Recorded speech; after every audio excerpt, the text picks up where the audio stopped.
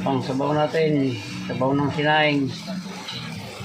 Yan, sabaw na natin guys. Yan na guys. May sabaw na. Pakuloy lang natin yan. O, bago kumulo, lalagay na rin natin guys yung, yung sayote at saka yung malunggay. Madali lang naman maluto yun.